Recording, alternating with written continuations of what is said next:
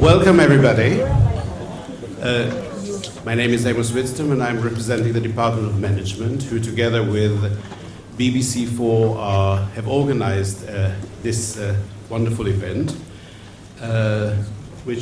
in which Paul Mason, the economic editor of Newsnight, which I'm sure we're all familiar with, will interview Robert Frank, who must be also familiar to most of you, as his textbooks is used here. Maybe he's going to be consistent with the text or tell us something new.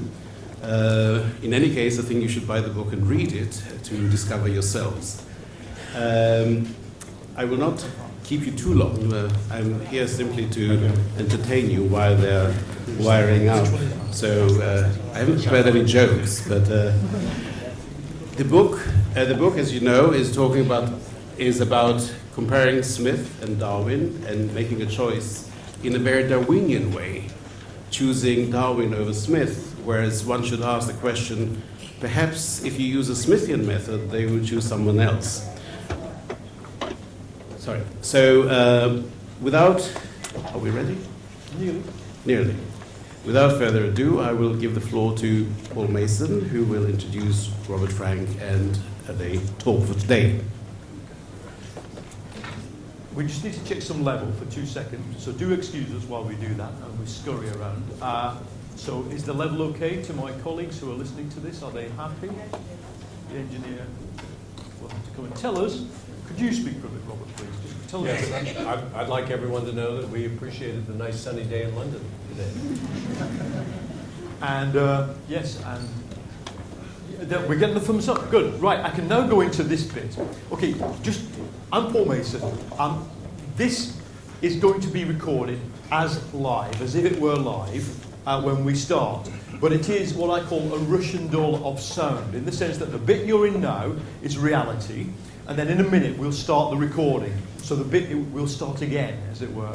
And then afterwards, this is important to remember it, after we finish that bit that is recorded, there's another bit. So you can't go away. That other bit is where I record all the bits that I've messed up. So that's the format of it. We're still in reality mode at the moment. So I need to go through a bit of ground rule setting. Mobile phones off, please. How it will work is that I'll interview Robert for a bit, and then I'll throw it over to the floor, and then I'll interview him a bit more to the floor. We have some very distinguished members of the audience, as well as up here on the panel, and I will then wrap it up, and then you will stay and I'll do my corrections. And there'll be a book signing by Professor Frank outside afterwards. Now, we've done mobile phones, we've done the format. Just want to explain what the programme is. Analysis at 8:30 on Radio 4, repeated on Monday nights, repeated Sunday nights at 9:30. It's a programme on Radio 4 that's been going for more than 40 years, and its mission is to go beyond the sort of bien-pensant agenda. And we try to get to the ideas that are going to be influential before they've actually been influential. And we've done all kinds in this series: financial crisis, leaving the EU, etc., blue Labour, and stuff like that. So if you need to there'll be a podcast on Radio 4 website, you can find that, and I'll explain about tweeting it once we start the next bit, which I'm about to do. Okay, so would you start, please, by just giving me a round of applause for imagine and Professor Frank have just walked onto this stage, and we're all we're incredibly popular here. Thank you.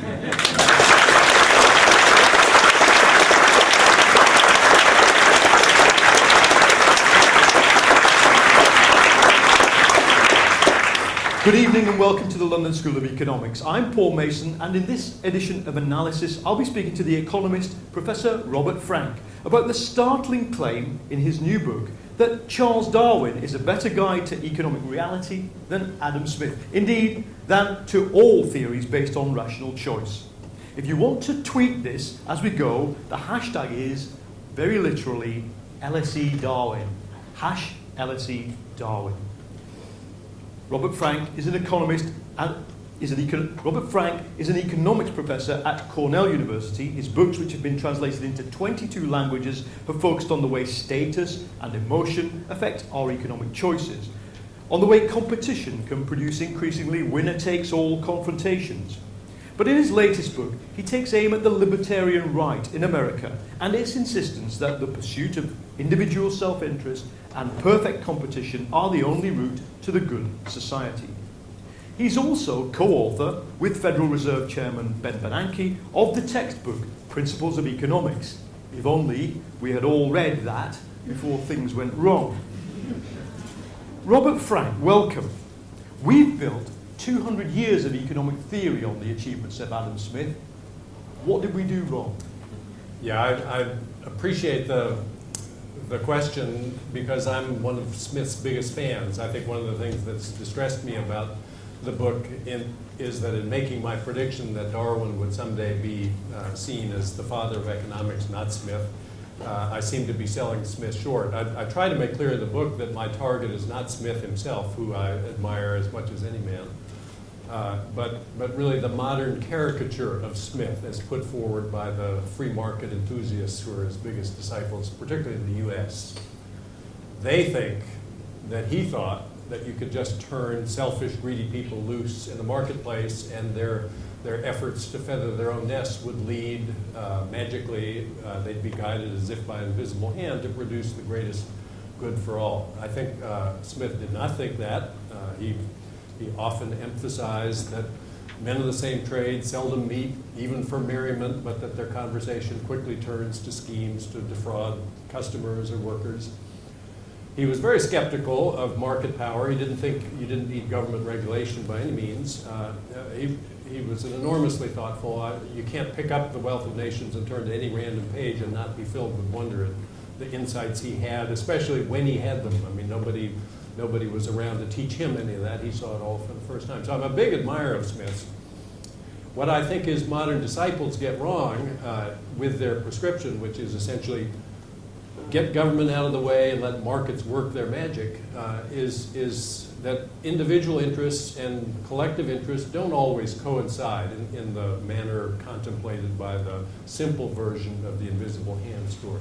So it's the Smith model of competition that you think is not complex enough, or what? It's that history has rendered it outmoded? I think what we'll decide in time is that the invisible hand story, as portrayed by the modern disciple of Smith, is really just an interesting special case of Darwin's more general view of the competitive process.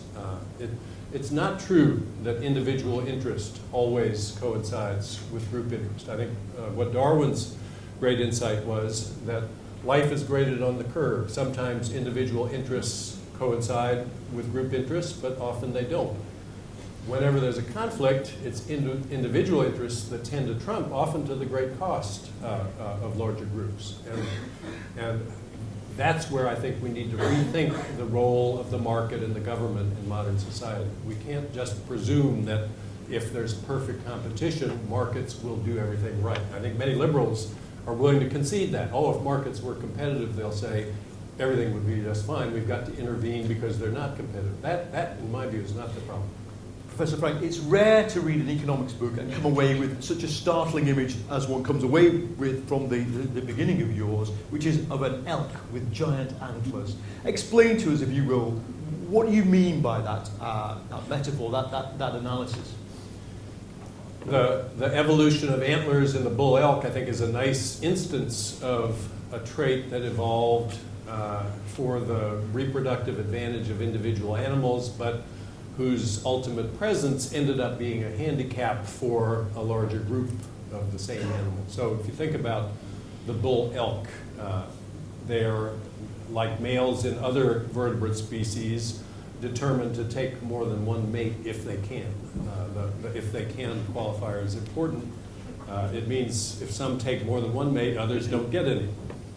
And that's, of course, the ultimate loser slot in the Darwinian scheme of things. So naturally, males will take any step they possibly can to increase their odds of landing a mate. They fought with one another. The antlers were an effective bit of weaponry in those battles, and so a mutation that coded for larger ones was very quickly selected. The mutations accreted. The antlers on the modern animals now span 4 feet or more. They weigh 40 pounds. Imagine an appendage of that size on your head. If you're chased into a wooded area by wolves, you're easily surrounded and killed. If you were an elk and could put your hoof on the red button at the count of 3 and say all antlers get cut back by half, you'd want to do that because you'd be more mobile, you'd be better able to escape from wolves who had chased you into the woods. But each fight that you were engaged in would be resolved exactly as before, since it's relative antler size that matters. So it's not that that's a threat to the species of elk. It's not that the antlers keep growing forever. There are limits on that, of course. There's no animal with 40 feet across antlers. He wouldn't be a very effective competitor for mates. He'd never get his nose off the turf. There's an equilibrium. The point is that the equilibrium isn't good from the perspective of bulls as a group. I emphasize not from the perspective of the species, but as biologists are quick to point out, there are superfluous males in all sexually reproducing species. We don't need so many males. A few will do.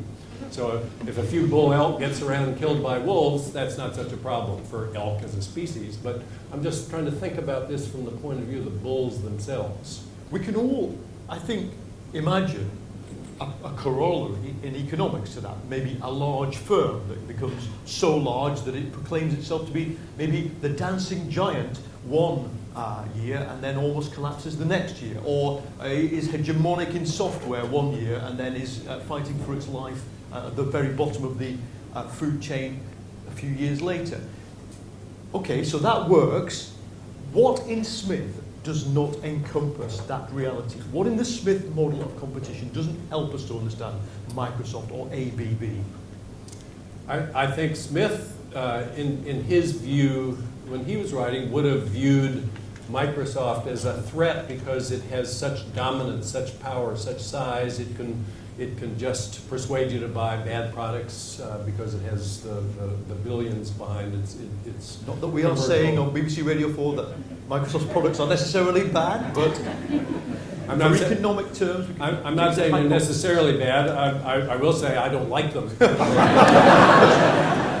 But I'm not stuck with them. They've got an enormously expensive ad campaign, and it has very little effect on me because other firms can find me. They have good reason to believe I'm dissatisfied with the offerings coming from Microsoft, and they can make me aware that there's something better and cheaper on offer, and I buy it. So the idea that firms can just overcharge me because they have market power, that was a problem more in Smith's day than it is now. Now the information revolution lets the competing firm with a better product find me and make me aware of what's on offer. So let's be clear then. What are the actual distortions? What is the 4 foot wide elk antler in the room here in modern capitalism that you think what are the distortions that the market has produced? I think a really fruitful example is the whole question of how much safety the market gives workers and the like. And here I think the first thing that got me thinking about the conflict between individual and group interests here was a vivid example offered by Tom Schelling. He noted that hockey players, if they were given a choice, would always skate without helmets. But then, he noted, if they took a vote on the matter, in a secret ballot, they would vote often unanimously for a rule requiring themselves to wear helmets. So what's going on, guys? He wants to know. If helmets are so great, why don't you just wear them? Why do you need a rule? And I think his explanation really got at this Darwinian notion that what is in the individual interests in competitive situations, when rank is really what matters, isn't necessarily what's in the group's interest. Okay.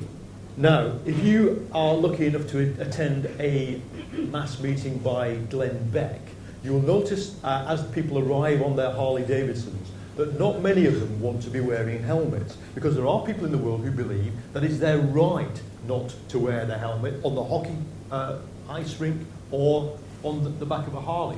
What is wrong with that argument? So if you think about Schelling's explanation, it's persuasive. what he said was that if you're a hockey player, you want to win. If you take your helmet off, you get a slight competitive edge. You can see better, you can hear better, maybe you're more able to intimidate your opponents because you're crazy enough to skate without a helmet.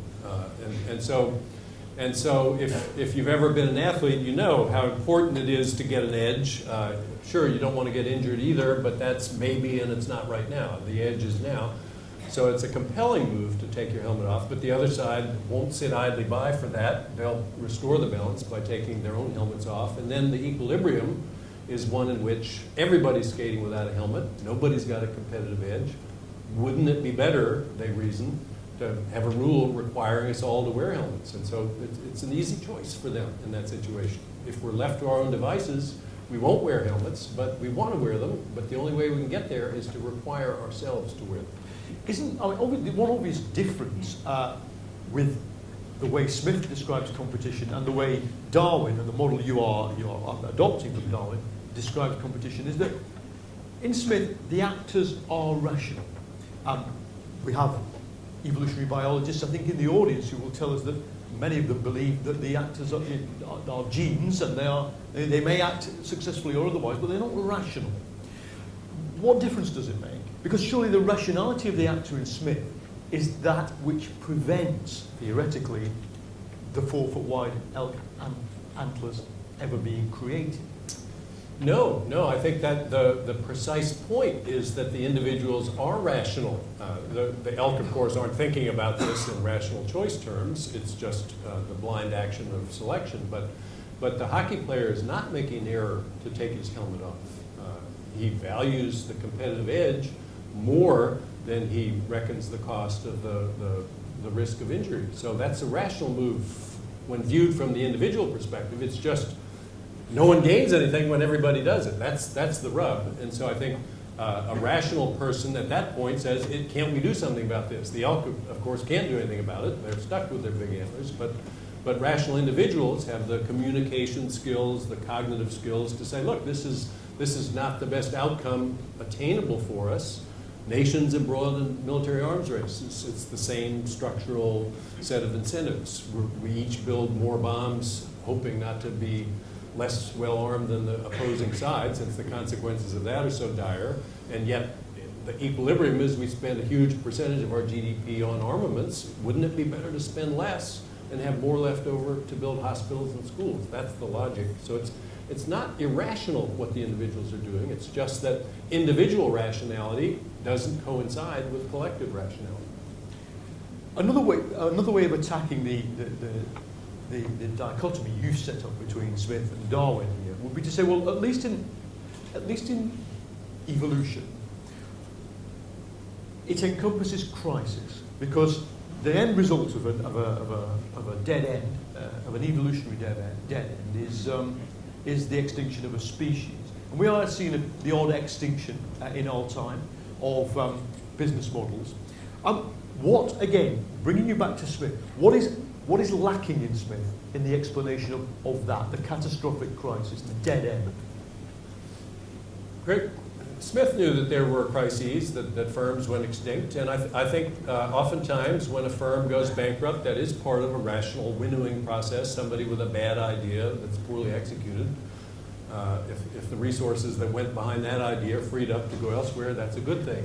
So it's not my claim that competition doesn't perform lots of useful functions in steering resources to more valuable uses. The invisible hand story is really, as I say, quite a remarkable story in many domains.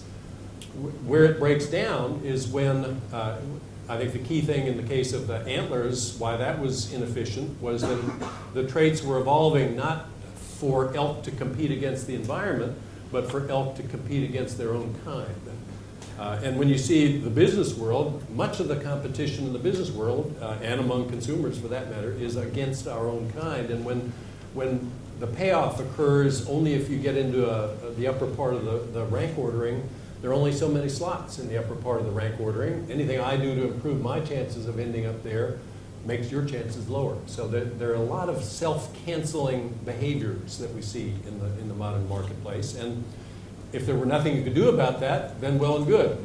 We'll take the benefits of competition where we find them and suffer the waste when it occurs. But my claim in the book is that there are often gentle changes in incentives we can usher into the picture that will guide resources away from the wasteful activities. I think anybody who's met a top investment banker, I may be generalizing here, but when you meet them, they often do have this Smithian model in their minds of a justification of what they are doing. So in pursuing my own self-interest, and the firm's self-interest, I am pursuing the good of all because to make the best policeman is my self-interest, and morality or compromise makes the policeman soft, and that will make society go wrong. Now, if they had your theory, how would investment bankers have thought in the run-up to the catastrophic loss of Bear Stearns and Lehman Brothers? Yeah, I think it is true that they have a lot of very self-serving rhetoric. To my ear, they sound much like the social Darwinists of the 19th century. They think anything that survives and prospers in the marketplace is to be celebrated morally. It's good. We want to encourage more of that and less of whatever doesn't survive. But I don't think it was fair really to think of Darwin as a social Darwinist at all. He was really a very humane man by most accounts I've read of him as a person. He saw that competitive imperatives led animals to do things that were brutal in terms of the well-being of other members of their groups. The alpha lion, the first thing he does is murder the cub sired by the previous alpha male. If you see footage of that, you wouldn't think it was a very nice thing to witness, and I'm sure that there's a lot of emotional carnage for the lions involved in that, in addition to the actual bloodletting. So I don't think he thought that whatever survives in nature was to be morally celebrated. The bankers think that, but I think if you want to read Darwin as a theory of morality, it points you to the conflict between individual and group, and sometimes what benefits the individual puts a much bigger cost on the group, nowhere more than in the financial services industry, by the way.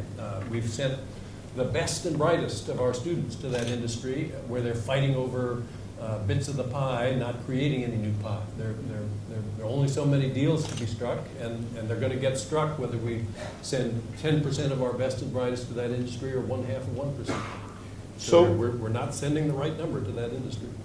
You, in the book, lay out a clear set of arguments that take us from this idea of a more complex understanding of competition to the problems of today, which are, as you describe, almost the sort of possession of the policy space by this libertarian theory of rational choice. Okay, so what do you do? What's the policy outcome of the theory you put forward?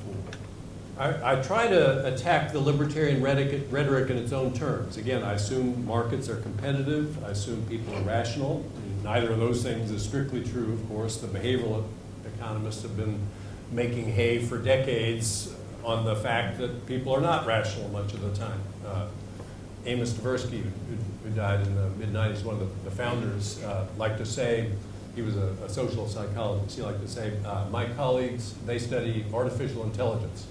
Me, I study natural stupidity. He could point to situation after situation where people had all the information they needed and they still got it wrong.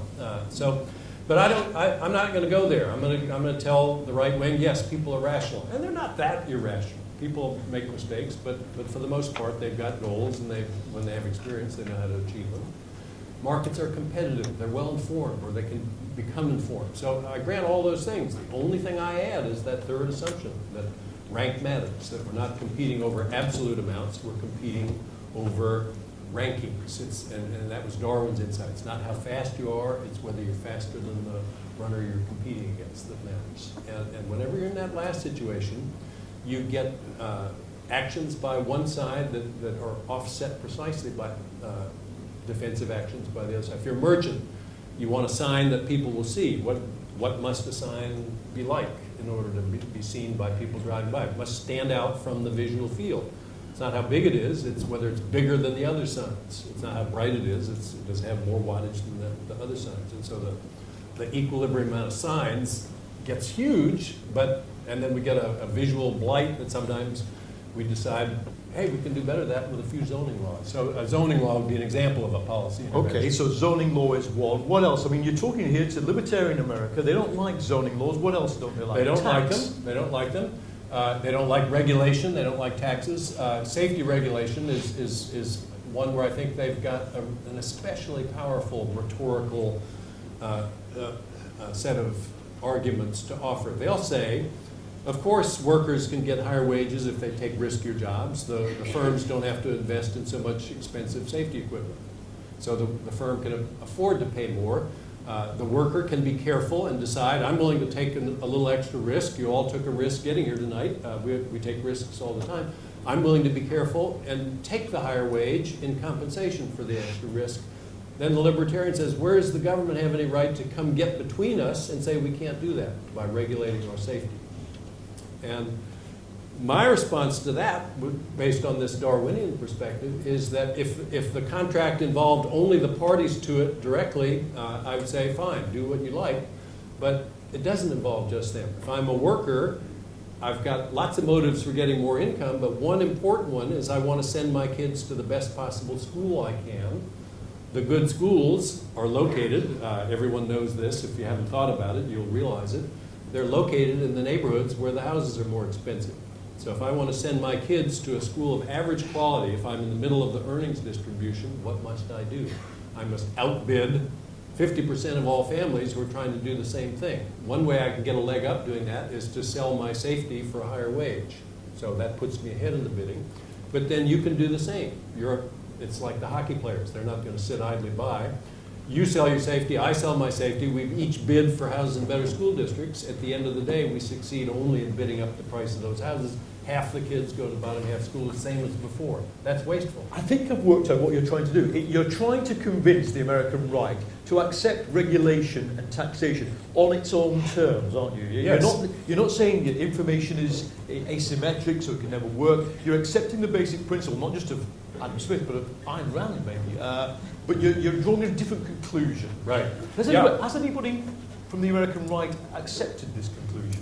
I've been surprised by the friendly reception I've gotten from the right, actually, especially to some of the tax proposals I advance in the book. I had expected more pushback. I think the right is not used to being challenged in its own terms. They're used to being told that's not fair, or you need to be more empathetic, or you need to be more mindful of the need to regulate monopoly, to which they say, fairness, that's a fuzzy notion, or monopoly, there isn't any effective monopoly anymore. So I think they're puzzled when they hear an argument couched in their own terms, and they don't seem quite sure what to respond to it. We'll come back to some of these specific tax proposals, but I want to hear from the audience now.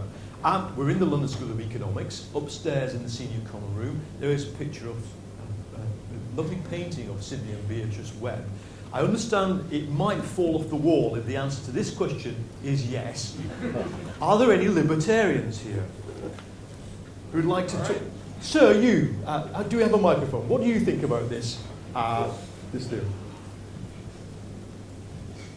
I think that you're really looking at the wrong group. If you think of the bull elk, then actually they have large antlers. But if that's a wrong evolutionary strategy for them, then some other bull elk in the other part of the Arctic, perhaps, are going to dominate, and that evolutionary trait is going to die out. So instead what you're looking at is you're looking at the wrong market. You're trying to say, well, regulating to make sure that Microsoft and Google don't compete against each other too thoroughly is a good thing. But of course, if they compete against each other thoroughly, yes, it does hurt Google and Microsoft to have to compete, but it benefits consumers. So as a result, it benefits the whole of society, not just the group you're looking at, which is a very static view of the economy. Give us your name, please. That's Oliver Cooper. Okay, Oliver Cooper. Yeah, I think you haven't quite construed the point about the elk. It's not that it's not that the antlers are too big for the individual elk. They're exactly the right size for the individual elk. If they were any bigger, he'd be more likely to be killed by wolves.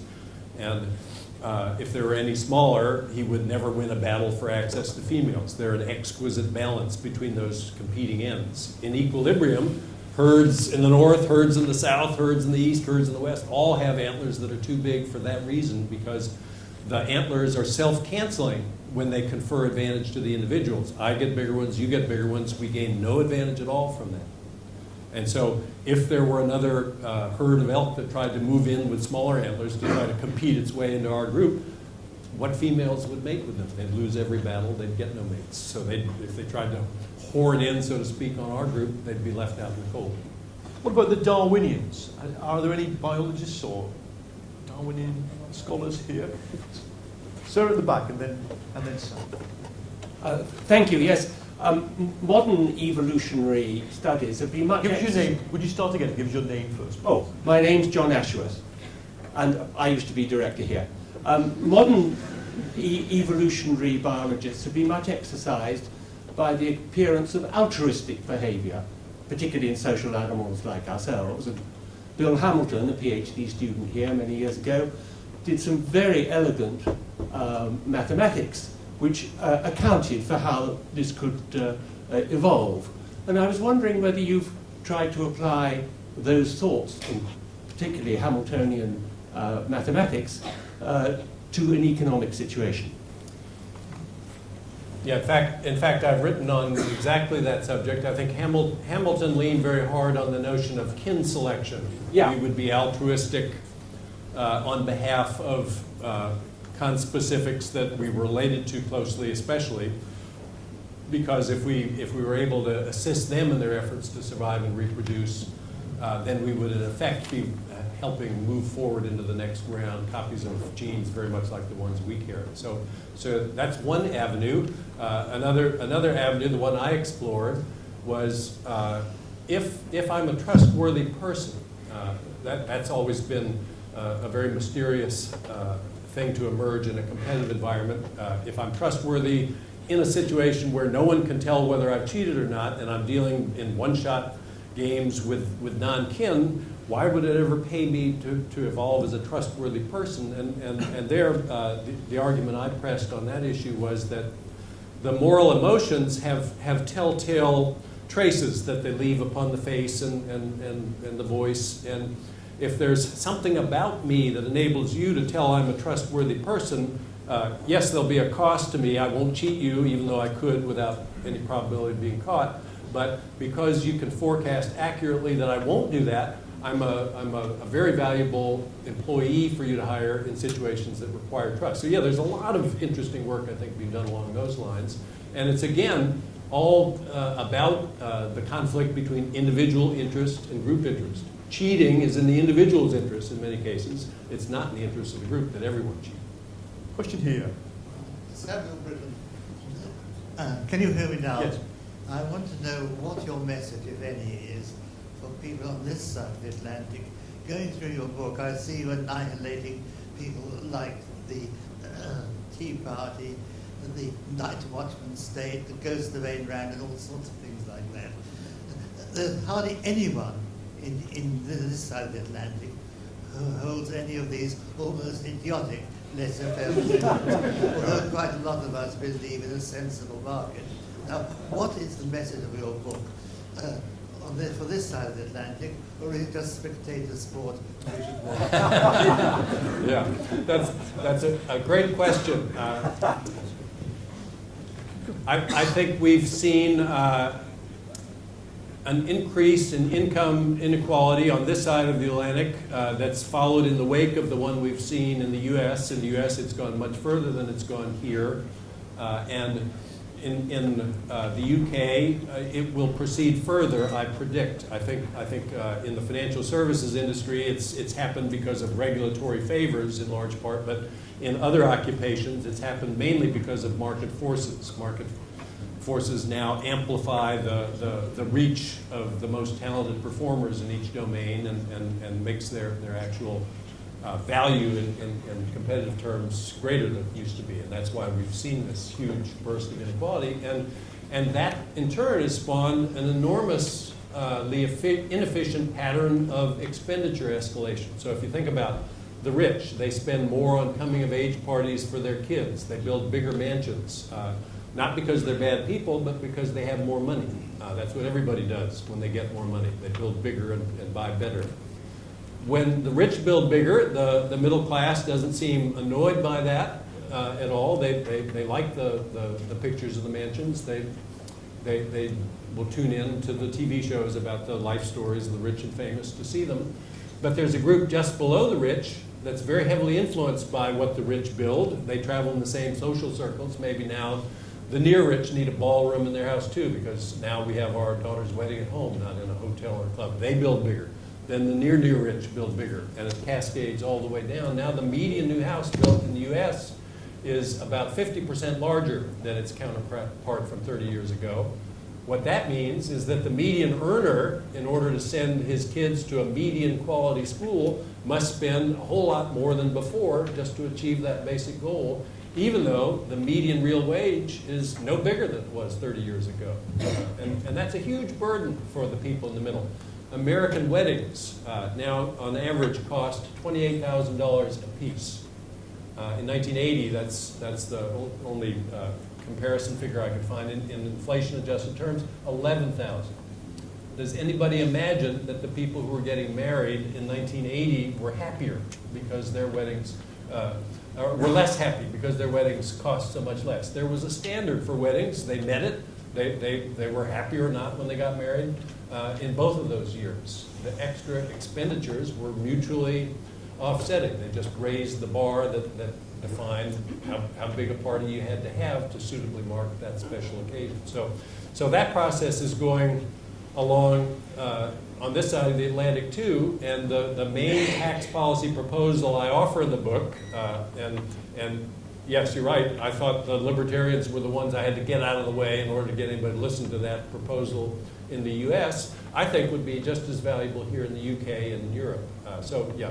The people who are in the way of that tax policy here may be different from the ones I was Just explain to us again what the key policy is. Yeah, the key recommendation in the book is to scrap the income tax altogether. In its place, adopt a steeply progressive tax on consumption expenditures for the year.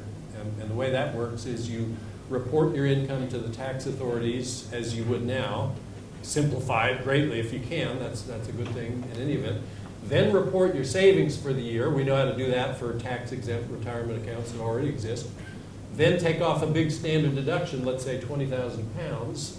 The difference, income minus your savings, minus that standard deduction, that's your taxable consumption. And then tax that number at a very low rate to begin with, but as the number rises up into the stratosphere, where it is for many families now, the marginal tax rate on the next dollar can go up almost without any logical limit. So imagine, and here's the fiscal magic in a tax like this. I claim that this tax proposal can create new wealth out of thin air. It can transform lead into gold. So you ought to be interested in that here on this side of the Atlantic too, if I'm right about that. So here's the claim. If you're spending 4 million pounds a year, you're in a high bracket. Let's say the marginal tax rate is 100% on the next pound you consume. So you're thinking about adding a 2 million pound addition to your mansion. That's going to cost you 4 million pounds now. 2 million for the addition, 2 million for the tax. People think the rich don't respond to prices, but they do. Why are the houses in London smaller than they are elsewhere? Because real estate prices are higher here. The rich would scale back their additions if they were confronted with that. They'd say, let's put some of that money into the tax-sheltered account, build a mansion addition half as big as the one we were planning. That way it'll end up costing us the same. And here's the magic step. Others would do likewise, and so the new smaller additions that we'd all build would serve us just as well as the bigger ones would. Robert, you're up against here not just a theory, but a culture, aren't you? And not just in the United States. There are a few big house building people here in London, you'll be pleased to know. Many of them have gained their wealth through what Marx called primitive capitalist accumulation. The modern world doesn't like that. It just doesn't like tax. It doesn't like the collective solution to these problems. And you yourself in the book bemoan the state of US infrastructure, its crumbling nature, but the rich can live with that. I mean, you are fighting a losing battle, certainly in the USA. Yeah, I really intended the book to be a sort of a primer for grown-ups about the idea of taxes. I mean, our libertarian right, you're right, you don't have them, but I bet you have people like them. We do. Here. I'd just like to say on the record, we have a lot of libertarian right-wing people here. Not very many ineffective. Not in the Conservative Party leadership. No. In April, which is tax time in the U.S., they'll get up on the stump in high dudgeon and say, all taxation is theft. Do you have people who make such statements here?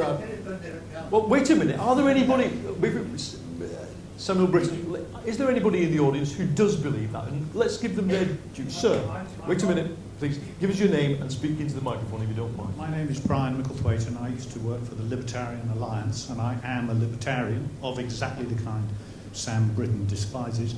It's mutual. And although I have not written a publication called Taxation is Theft, I have published one, and I admired it very much. It compared taxation to robbery and made many very good points about the violent nature of both processes. Here's the point I would make in response to the claim that all taxation is theft. So the alternative is what? Voluntary taxation?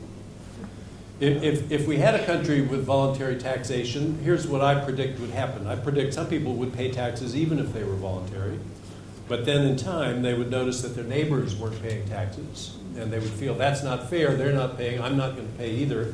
There wouldn't be much tax revenue before long. There wouldn't be much of a government you could fund with the little tax revenue that you'd have. You couldn't maintain an army. You would be invaded in due course by a country that had an army financed with mandatory taxes that it levied on its citizens, and then you would pay mandatory taxes to that government. I think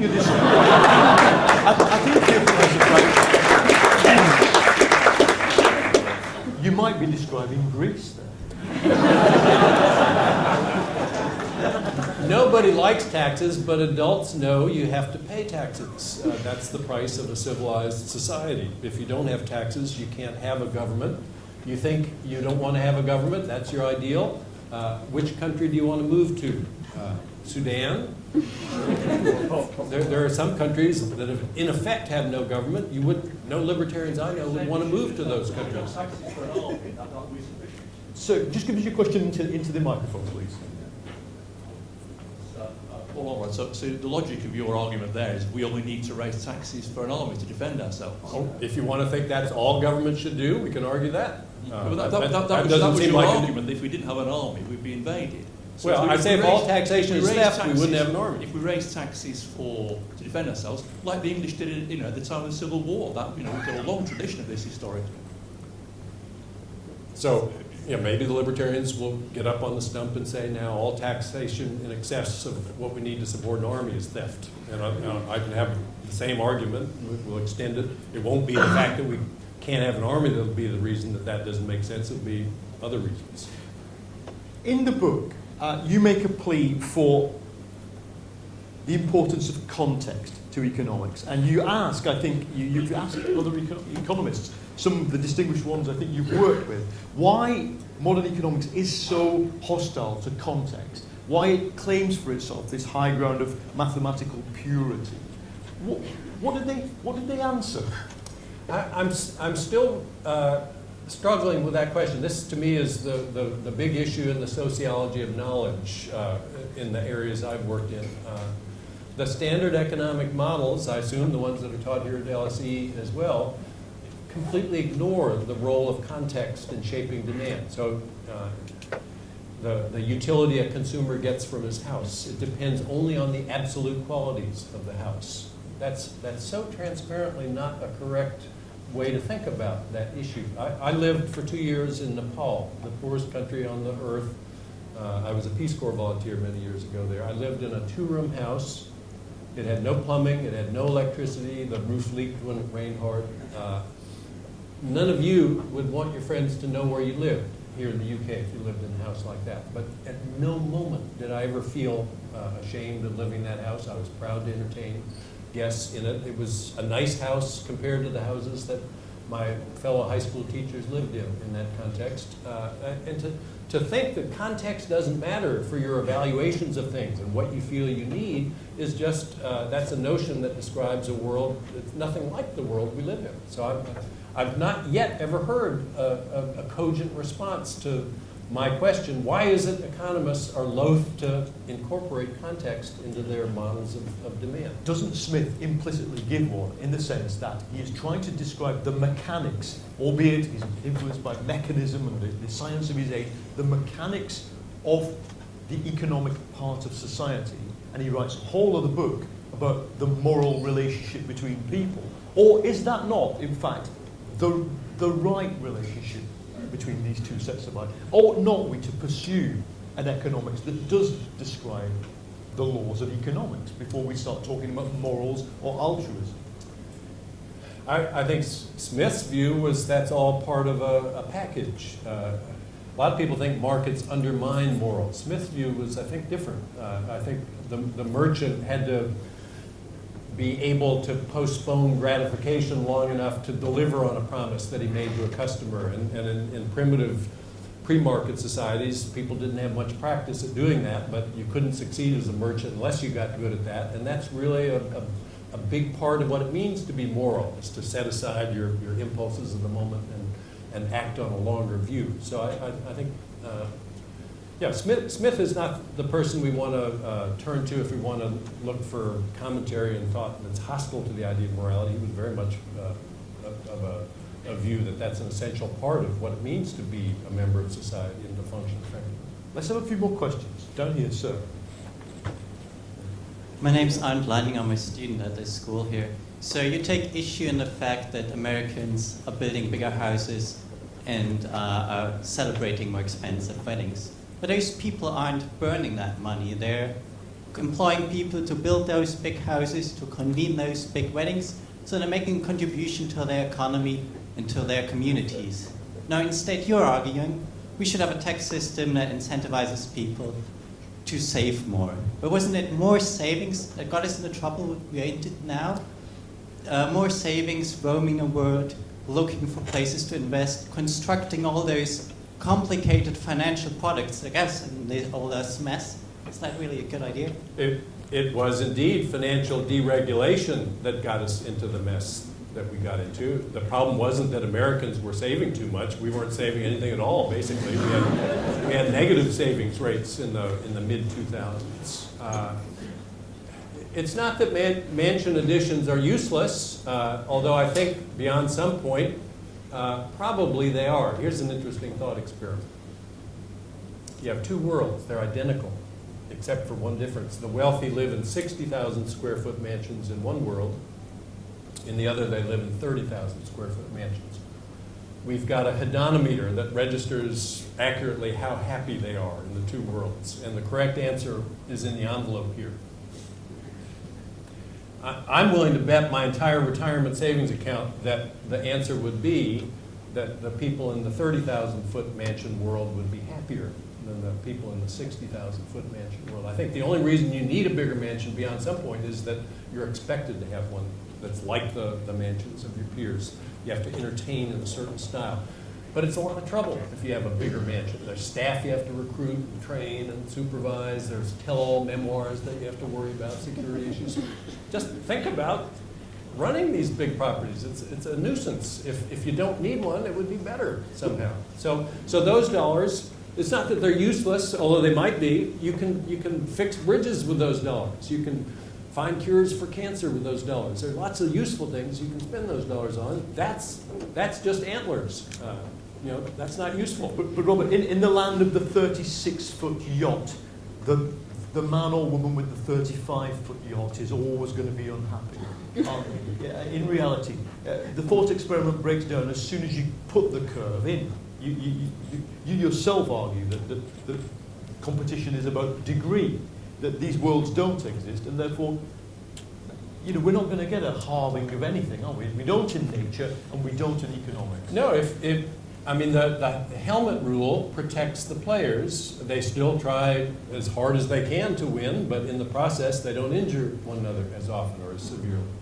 If we made building bigger more expensive, then we would shift the marginal dollar away from building bigger to saving and investment, which in the US at least we don't do nearly enough of, and which would help the economy grow more rapidly. There would still be 10% of the people in the top 10%, the same as now. So there'd be, if that's what you take pleasure in, is being in the top 10%, there's still going to be 10% of the people who get that pleasure. There's still going to be a few who can say, truthfully, they have the fastest car. Okay. I'm going to take a couple of questions now. You, sir, at the back, and while we're doing that, the lady here, please put your hand up again. Thanks. So, just get the microphone round there, you can. And, sir. I'm David Hardman from the School of Psychology at London Metropolitan University.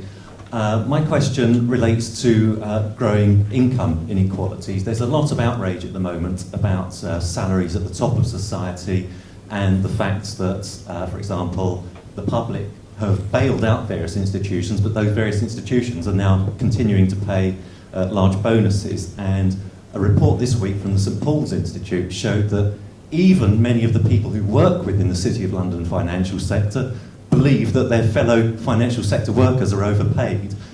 That's, again, this kind of runaway process, isn't it, of people jockeying for position. And I wonder whether your consumption tax proposal would actually deal with that. I mean, it's not going to stop that, is it?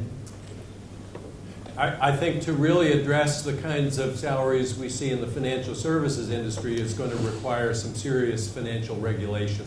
That industry was allowed to take big gambles with other people's money. If the gambles paid off, they got big paydays privately. If the gambles didn't pay off, we, the taxpayers, ended up You would regulate the remuneration. You would regulate that explicitly. Oh, no, not necessarily that. I mean, if I think a salary is too high, my proposal is to tax the amount people spend out of that salary, or if you don't want to do that, then tax income. No, change the structure of that industry so you stop creating these incentives for people to take bets at public expense that generate these huge salaries, and then they run away with separation payments that leave us holding the bag. They call the OWS movement welfare queens. Some of the bankers on Wall Street have been quoted saying that. The true welfare queens are those bankers. They're the ones who I'm bailing out with my tax payments. You're listening to the Darwin Economy, a discussion with Professor Robert Frank, hosted at the London School of Economics by me, Paul Mason. Madam. Good evening, Dina Blacking. I'm an economics graduate from Trinity College, Dublin. My question is to do with the extent to which you're going to need to impose regulation in order to make this work.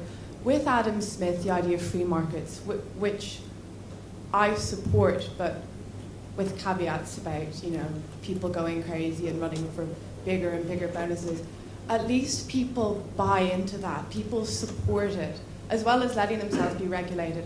Whereas with this, I feel that no one's going to buy into it. It's going to have to be completely imposed on them. And with that, you're going to really struggle in order to regulate every aspect of the market. I think if you'll read the book, you'll see that my posture about regulation is fairly restrained. I think regulators need to be humble. One of the first messages I try to transmit to my students is that just because you found an imperfect market outcome compared to some theoretical ideal doesn't mean that the government intervention that you try to impose on that to fix it is going to end up making matters better. There are lots of vivid examples of ineffective regulations that did more harm than good.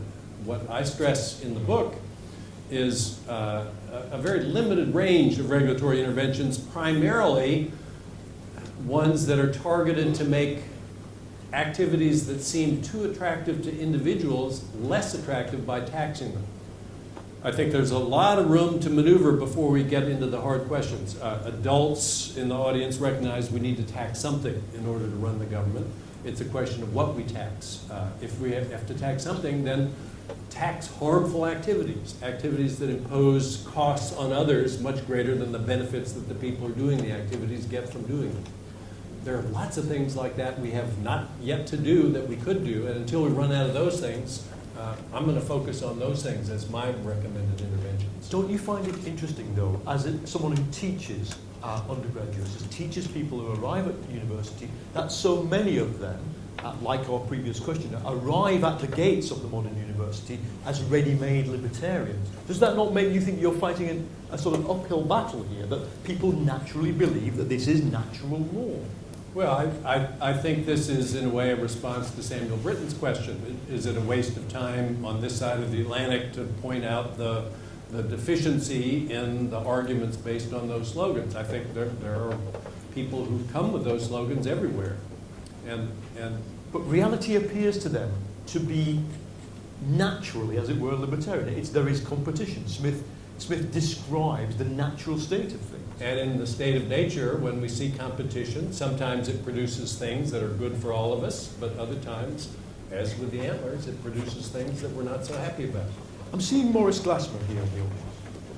Yeah, I'm also from London Metropolitan University.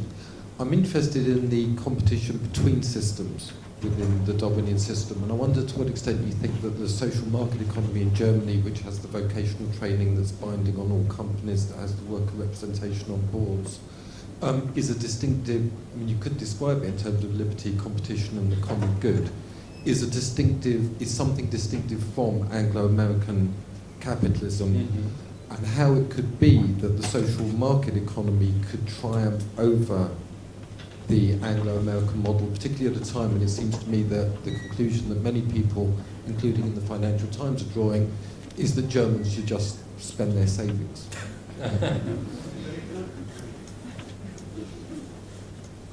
If you really do take to heart the message that individual interests and group interests don't always coincide, then there are lots of different options for trying to realign them, bring them into closer alignment. I think the Germans have done some interesting things in their movements to try to lean against what individuals would find it most attractive on their own to do, to behave in ways that as a collective they might find more advantageous. I mean, I remember being surprised when I lived for a bit in Berlin at the blue laws. You couldn't shop you could only shop one Saturday a month, and that was an offense to the libertarian mindset. Obviously, well, you have the right to open whenever you want. But I've got a liquor store owner friend in Ithaca. They've been allowed to stay open on Sunday now for the last year. That wasn't possible before. I asked him about that, and he said, yeah, he has to come in on Sunday now. He doesn't sell any more than before, but if he doesn't open on Sunday, then he'll gradually lose customers to other shops. So basically, because I'm getting a tiny little gain by being able to buy wine on Sunday, which I don't need to do, you know, if I want to buy, or there could be one shop in town that is open on Sunday on a rotating basis. But all the shop owners now, they've lost their Sunday with their family. And that's just a reflection of the fact that if we can do it as individuals, then we have to do it. If we can sell our safety, we have to sell our safety. If we can work the extra hour, we have to work the extra hour. We can't bid effectively for the house in the good school district. And so I see in Germany, they make you take vacation. If you don't take your generous allotment of vacation, you lose it forever. So that you can't stock it up. In the U.S., you get 1 week of vacation to start with. It's barbaric. I think if you compare that system to the German system. So yeah, I think let different national systems experiment with this whole issue of what's in the collective interest, and maybe some will find useful ways of realizing the collectively best pathway. I should say, anybody who feels traumatized by the issues raised by hearing about a place where there are no wine shops open on a Sunday afternoon, we have a helpline you can ring later. Lady here, then one more question. I'm a Master's of Public Administration student in LSE, and my question actually was very related to the previous one, in the sense that how to define the collective good, because sometimes it's not that straightforward. Sometimes some groups are advantaged compared to others. Do we define it for a policy that would benefit the earth or the human beings, or in what sense should we look at it? I mean, it's hard. It has many layers. Yeah, that's obviously a very difficult question to come up with any kind of definitive answer to. I take inspiration from the fact that we're doing things so inefficiently now in so many ways that there are options open to us where we don't even have to get into those kinds of difficult questions. There are things we can do that will make each and every person better off in short order. Nobody has to get, I said I would do some fiscal alchemy. I would propose a tax lever that you could pull that would generate big gains, trillions of pounds for people over time without having to give up anything important. And the punchline of that story is that if everybody builds a smaller mansion addition, nobody's giving up anything important, because at some point the amount you spend on the coming of age party, the amount you spend on the mansion addition, it's relative size that matters in those cases. If you think that's not true, then you would quarrel with this claim I'm making. But I want to see what evidence you would offer to try and persuade a skeptic that that's not true. I think it's plainly true that beyond some point, it's really relative size that matters. One final question up here. Hello, Professor Frank. I'm Joe Parker from the School of Biological Sciences at Queen Mary. I think a lot of biologists wouldn't be too surprised to hear what you've said today, because a lot of us have been trying to find the morals or the altruism in evolutionary biology for about 150 years now. And these, despite the advances theoretically that Hamilton made that have been mentioned, it's very difficult to prove empirically with actual data, with actual living things. And normally these attempts founder because whenever we find anything that looks like altruism, it turns out to be a case of the organism doing something that has a marginal self-interest or will have a sufficient possibility of payback at some point in the future. So with that in mind, and bearing in mind that selection for presumably companies or individuals occurs across a whole range of equilibria, not just the antlers, but the ability to digest a certain type of grass or coat colour or anything else, isn't it the case that most of the that any attempt to impose modifications, whether it's regulation or taxes, would simply be interfering with a selective organism's ability to simultaneously optimise across a wide range of variables? It would, and that's precisely the goal of the intervention. But that presumes that you've got a sufficiently good knowledge of what interventions to take. And that's why I urge regulators to be humble. If I were a conservative, I would worry that regulators wouldn't be humble, that they would read my book and say, oh, collective interests are different from individual interests, let's regulate everything. I wouldn't want to see that happen. I think there are, right before us, a limited number of changes in the prices people face that we could implement that would immediately make people much, much better off than they are now. If the ultimate effect of that book were to stimulate people to form coercive governments that tried to micromanage everybody's behavior, I would be deeply disappointed that I'd written the book in the end. I would not want to see that happen. Well, that's all we've got time for. It just remains for me to thank you, the audience, the London School of Economics, and Professor Robert Frank, and bid you all safe passage as you go out into the maelstrom that is the Euro sovereign debt crisis. Thank you.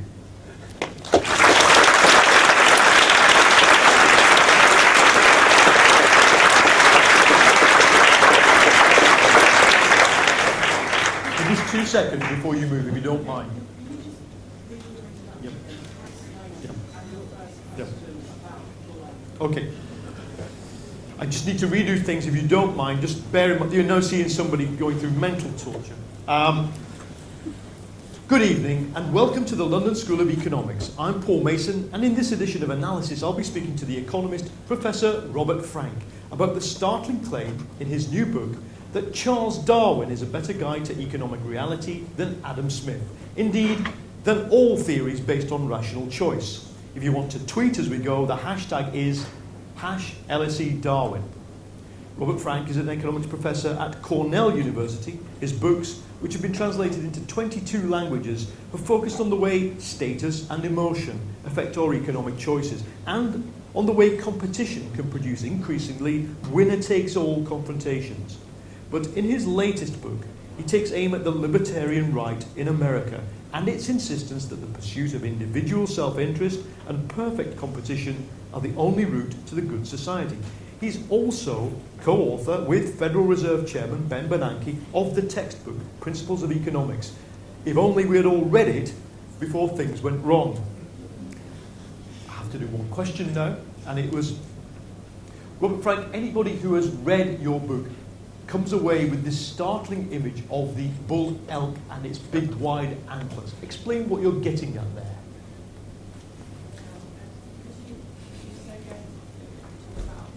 Welcome to my boss, by the way. Yeah. Okay. Now we're at the LSE, the home. We're at the LSE, where there is in the senior common room a portrait of Sydney and Beatrice Webb, the founders, the Fabians. I understand it falls off the wall if anybody answers yes to this question, but are there any libertarians here? Boom, boom, I got it right the second time. Anything else?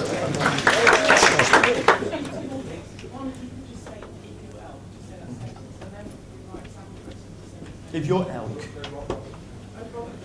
Okay. If you're an elk. If you're an elk. If you're an elk.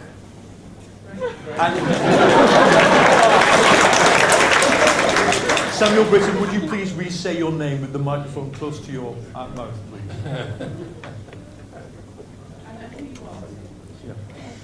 I'm just Samuel Britton, and I'm not an elk, sorry.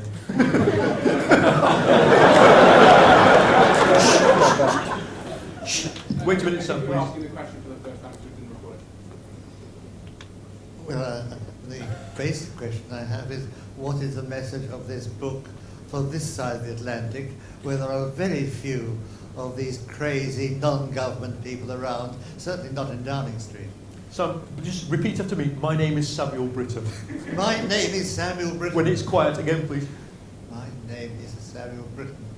How many more? Yeah. Do you want to be from the FT? Yes. Please. Samuel Britton from the FT. Are we good? We're good. Now, audience, this is the final bit of, we're back into reality now. We're into the final outer shell of the Russian doll of sound. It's just me bidding you in reality good night and thank you. Listen out for it, tell your friends. Robert is to do a book signing. I think it is out. One person's telling me on the stage and the other outside. It's on the stage. You will now see what it looks like when an economics correspondent has a deadline of 10:30 to be live on TV, talking about banks and countries going bust. But quickly the microphone is removed and the stage vacated. Robert, thank you. Thank you so much.